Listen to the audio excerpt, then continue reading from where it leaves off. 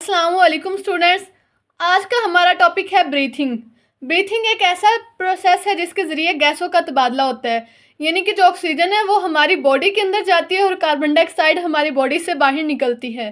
तो इस टॉपिक में हम पढ़ेंगे कि किस तरह ये सारा प्रोसेस होता है। जो हवा है वो हमारे मुंह से दाखिल होकर किस तरह फेफड़ों तक पहुंचती है और फिर वापस मुंह के ज़रिए बाहर निकल आती है। सबसे पहले तो हमारे जिस्म में हवा दाखिल होती है हमारे नथनों के ज़रिए। नोस्ट्रिल्स होता है नाक में जो दो सुराख होते हैं, उन्हें नथने उर्दू में कहते हैं। तो सबसे पहले जो नोस्ट्रिल्स के ज़रिए हमारे नाक में या मुंह में हवा दाखिल होगी, उसके बाद हमारे नाक में छोटे छोटे बाल होंगे और म्यूकस होता है, जिनका काम ये है कि जब हम हवा लेके जाते हैं अंदर तो उसमें जो भी डस्ट पार्टिकल्स या बैक्टीरिया होते हैं वो उन बालों से और उन म्यूकस से पकड़े जाते हैं और हवा जो है वो फिल्टर होके आगे जाती है। ठीक है, यानी कि जो हमारे नाक है उसके अंदर म्यूकस एंड हेयर्स, यानी कि ये म्यूकस और हेयर्स जो है ये हवा को फिल्टर करके आगे भेजते हैं और साफ़ हवा हमारे फेफड़ों में जाती है। फिर ये जो नोस्ट्रिल्स हैं ये आगे नज़ल कैविटी कहते हैं खाली जगह, वहाँ पे खुलते हैं।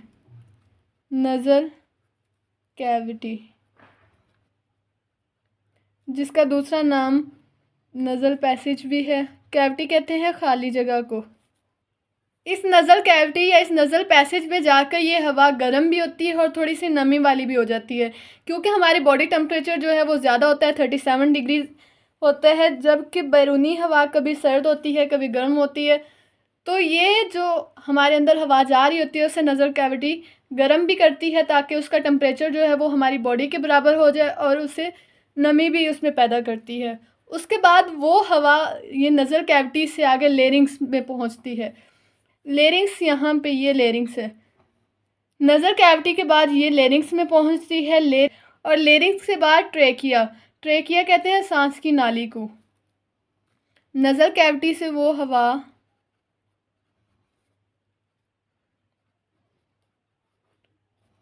हवा लेरिंग्स में पहुंचेगी और लेरिंग्स से ट्रेकिया जो है वो सांस की नाली है। और लेरिंग्स के ऊपर होते हैं एक ग्लोटिस के ऊपर होता है ढक्कन ग्लोटिस, जिसके ऊपर एक ढक्कन होता है एपिग्लोटिस का क्या काम होता है कि ये खुराक को ट्रेकिया में जाने से रोकता है। फर्ज किया यहाँ पे खुराक आ रही है तो एपिग्लोटिस जो है वो ट्रेकिया को बंद कर देगा और खुराक वाली नाली खोल देगा, और जब हवा आ रही है तो वो हवा वाली नाली यानी कि ट्रेकिया को खोल देगा एपिग्लोटिस, और खुराक वाली नाली एसोफेगस को बंद कर देगा। उसके बाद ट्रेकिया से हवा होकर जाएगी हमारे पास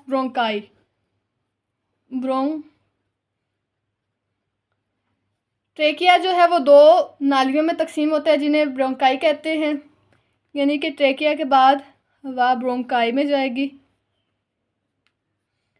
ब्रोंकाई और ट्रेकिया इन दोनों में सीलिया होते हैं छोटे छोटे बाल, सीलिया और म्यूकस होता है जो कि हवा को फिर फिल्टर करता है और उसमें जो डस्ट पार्टिकल्स वगैरह थोड़े बहुत आगे होते हैं उन्हें भी फिल्टर कर लेता है। उसके बाद जो ब्रोंकाई है ये मज़ीद छोटी छोटी नालियों में तकसीम हो जाता है जिन्हें ब्रोंक्यूल्स कहते हैं। ब्रोंक्यूल्स जो हैं ये बिल्कुल बारीक बारीक नालियाँ होती हैं और इनमें कोई सीलिया और म्यूकस वगैरह नहीं होता। फिर ये जो ब्रोंक्यूल्स है ये छोटी छोटी हवा की थैलियों पर एंड होती है जिन्हें कहते हैं एल्वुलाई जो है ये छोटी छोटी हवा की थैलियाँ होती हैं, यहीं पे गैसों का तबादला होता है और ये मिलियंस ऑफ एल्वुलाई हर फेफड़े में होती हैं। इन्हीं हवा की थैलियों की वजह से जो हमारे फेफड़े होते हैं वो स्पंज की तरह स्पॉन्जी नज़र आते हैं। आगे फिर ये एल्वुलाई जो है ये कैपिलरीज होती हैं, खून की सबसे बारीक नालियाँ, उनसे घिरे हुए होते हैं जिसकी वजह से गैसों का तबादला होता है। एल्वुलाई की दीवारें भी बहुत पतली होती हैं। यहाँ पे हम एक डायग्राम से एल्वुलाई में गैसों के तबादले को समझ लेते हैं। फ़र्ज़ किया ये एल्वुलाई है और इसके इर्द गिर्द ये छोटी छोटी बारीक बारीक कैपिलरीज हैं।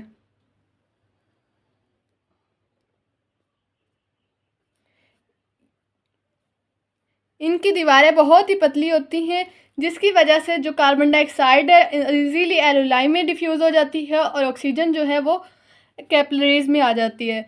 यहाँ पे क्या होगा कि जो कार्बन डाइऑक्साइड है वो हमारे ब्लड में होगी, ब्लड से कार्बन डाइऑक्साइड एल्वेलाई में चली जाएगी और एल्वेलाई में ऑक्सीजन होगी। वो ऑक्सीजन यहाँ से कैपिलरीज में आ जाएगी, कैपिलरीज में ब्लड होता है और ब्लड में आके ऑक्सीजन शामिल हो जाएगी। इसी तरह बाकी भी जो कार्बन डाइऑक्साइड है वो एल्वेलाई में चली जाएगी और एल्वेलाई से ऑक्सीजन जो है वो ब्लड में आके शामिल हो जाएगी। यहाँ पे अब गैसों का तबादला होगा। गैसों के तबादले के बाद क्या है कि वो हवा जो है जिसमें अब ज़्यादा अमाउंट में कार्बन डाइऑक्साइड है वो वापस जाएगी ब्रोंक्यूल्स के पास। ब्रोंक्यूल्स से आगे ब्रोंकाई, जो छोटी छोटी जो 2 नालियाँ थी, ब्रोंकाई से फिर ट्रेकिया में और वापस होकर हमारे नोस्ट्रिल से बाहर निकल जाएगी।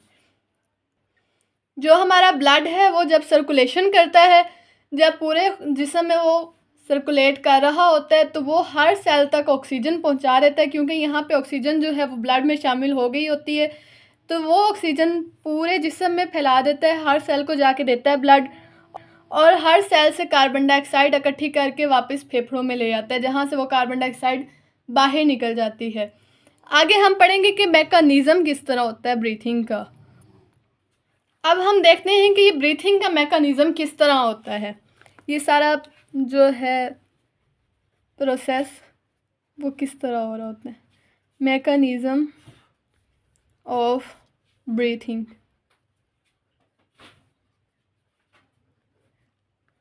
जब हम सांस अंदर लेके जा रहे होते हैं तो क्या होता है कि हमारी जो चेस्ट कैविटी है, जो हमारे सीना है, वो ऊपर की तरफ उठ जाता है।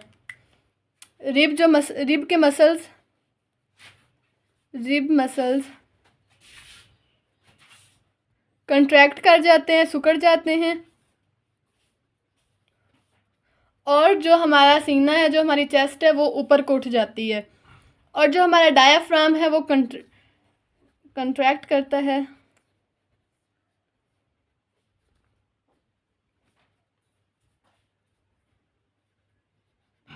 यानी कि जो हमारा सीना है, रिब के मसल्स वो कंट्रैक्ट करते हैं, जिनके नतीजे में जो हमारा सीना है, जो हमारी चेस्ट है, वो ऊपर को उठ जाती है, और उस ऊपर उठने की वजह से हमारी जो स्पेस होती है सीने में वो ज़्यादा हो जाती है और इजीली हवा फिर अंदर दाखिल हो जाती है। जबकि हमारा सीने के नीचे ये जो खाली जगह होती है, ये डायाफ्राम होती है, ये डायाफ्राम हमारा नीचे को चला जाता है, सिकुड़ जाता है, और इस सीने के ऊपर उठने और डायाफ्राम के सिकुड़ने की वजह से हवा जो है वो हमारे फेफड़ों के अंदर दाखिल हो जाती है, और इस मैकेनिज़्म को कहते हैं इंस्पायरेशन।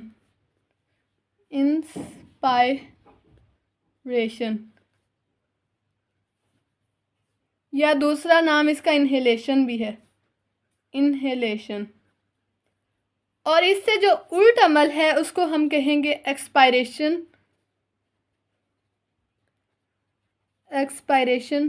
या फिर एक्सहेलेशन। एक्सहेलेशन का मतलब है कि हवा को बाहर निकालना। जब हम हवा बाहर निकालते हैं तो हमारा जो सीना है वो नीचे को हो जाता है और जो हमारा डायाफ्राम है वो ऊपर को हो जाता है। इसके नतीजे में हमारे फेफड़ों में हवा होती है वो बाहर निकल जाती है और सरफेस एरिया फेफड़ों का वो भी कम हो जाता है, और जो फेफड़ों का सरफेस एरिया है वो भी कम हो जाता है। यानी कि जो एक्सपायरेशन का अमल है वो बिल्कुल रिवर्स है इंस्पायरेशन के। यानी कि सांस अंदर लेके जाना और सांस बाहर निकालना, ये दोनों एक दूसरे के उल्ट हैं। तो हम लिख सकते हैं कि ये रिवर्स है, रिवर्स प्रोसेस ऑफ इनहेलेशन या इंस्पायरेशन।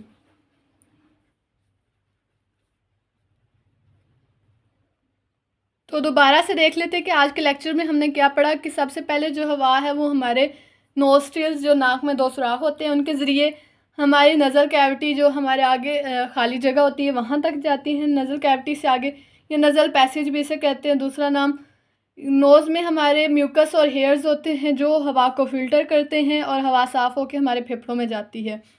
और इसके अलावा इसका काम हवा को गर्म करना और हवा में थोड़ी थोड़ी नमी पैदा करना भी होता है। उसके बाद जो फ़िल्टर्ड हवा होती है वो आगे लेरिंग्स में जाती है। लेरिंग्स से पहले एपिग्लोटिस और ग्लोटिस होता है। एपिग्लोटिस एक ढक्कन की तरह काम करता है जो जो खुराक को हमारी ट्रेकिया में जाने से बचाता है। उसके बाद लेरिंग्स के बाद ट्रेकिया शुरू हो जाती है।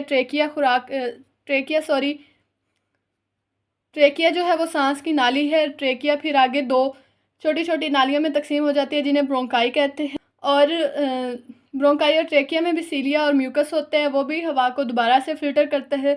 उसके बाद ब्रोंकाई जो फर्दर छोटी-छोटी नालियों में तकसीम हो जाती है, ये बिल्कुल बारीक और छोटी-छोटी नालियाँ होती हैं जिन्हें ब्रोंक्यूल्स कहते हैं। ब्रोंक्यूल्स एंड होता है एल्वेलाई पर। एल्वेलाई छोटी-छोटी हवा की थैलियाँ होती हैं। ये इनकी दीवारें बहुत पतली होती हैं और ये कैपिलरीज़ से घिरी हुई होती हैं। कैपिलरीज़ खून की बारीक-बारीक नालियों को कहते हैं। सबसे बारीक नालियाँ जो खून की है उन्हें कैपिलरीज़ कहते हैं। यहाँ पे गैसों का तबादला होता है। कार्बन डाइऑक्साइड जो है वो एल्वेलाई में डिफ्यूज़ कर जाती है और ऑक्सीजन जो है वो कैपिलरीज़ में आ जाती है। फिर ये कार्बन डाइऑक्साइड जब हम सांस बाहर निकालते हैं तो बाहर निकल जाती है और ऑक्सीजन जब ब्लड सर्कुलेट करता है पूरी बॉडी में तो वो ऑक्सीजन हर सेल तक पहुँच जाती है। उसके बाद हमने पढ़ा कि मैकेनिज़्म क्या है ब्रीथिंग का। जब हम सांस अंदर लेके जाते हैं तो हमारे रिब के मसल्स कंट्रैक्ट होते हैं। इसके नतीजे में हमारी जो रिब्स हैं, जो हमारा सीना है, वो बाहर को ऊपर की तरफ उठ जाता है और डायाफ्राम जो फेफड़ों के नीचे ये खाली जगह होती है, ये नीचे को सिकुड़ जाती है और इस अमल को इंस्पायरेशन कहते हैं। इंस्पायरेशन में हमारे फेफड़ों में सरफेस एरिया जो होता है फेफड़ों का वो ज़्यादा हो जाता है, जिसके नतीजे में हवा अंदर दाखिल होती है। और इसका उल्ट अमल यानी कि सांस को बाहर निकालना एक्सपायरेशन कहलाता है। एक्सपायरेशन बिल्कुल ही उल्ट है इंस्पायरेशन के। इसमें हमारा जो सीना है वो नीचे हो जाता है और जो डायाफ्राम है वो ऊपर की तरफ उठ जाता है। इसमें जो हमारे रिब मसल्स हैं वो रिलैक्स कर जाते हैं, जिसके नतीजे में हमारा सीना नीचे हो जाता है और डायाफ्राम जो है वो भी रिलैक्स होता है और वो ऊपर की तरफ उठ जाता है। और इसके नतीजे में जो हवा हमारे फेफड़ों में होती है वो बाहर को निकल जाती है, जिसकी वजह से हम कार्बन डाइऑक्साइड से छुटकारा पा लेते हैं। उम्मीद है आपको इस लेक्चर की समझ आ गई होगी। मिलते हैं